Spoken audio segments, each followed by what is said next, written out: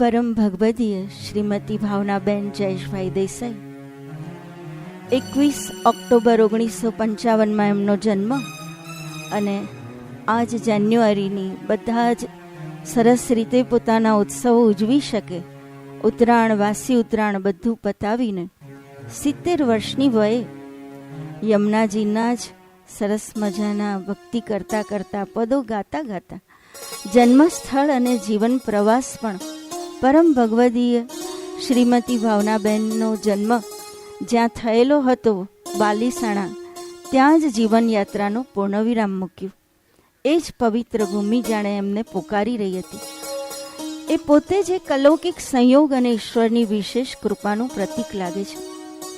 તેઓ શ્રી વ્રજલાલ નટવરલાલ શાહ અને શ્રીમતી સુભદ્રાબેન વ્રજલાલ શાહના સુપુત્રી હતા. શૈશવાવસ્થાથી જ સંસ્કાર, શિસ્ત અને ભગવત ભક્તિથી ઓતપ્રોત જીવન જીવ્યા. માત્ર 5 જ વર્ષની વયે બ્રહ્મસંબંધ પ્રાપ્ત કરી તેમણે પુષ્ટિમાર્ગીય વૈષ્ણવ જીવનશૈલીને આત્મસાત કરી હતી. લાલજી પ્રત્યે, ઠાકોરજી પ્રત્યે અખૂટ સેવા અને ભક્તિનો હંમેશા ભાવ. ભાવનાબેનનું સમગ્ર જીવન લાલજીની જ સેવાને સમર્પિત હતું અને અખંડ રહ્યું.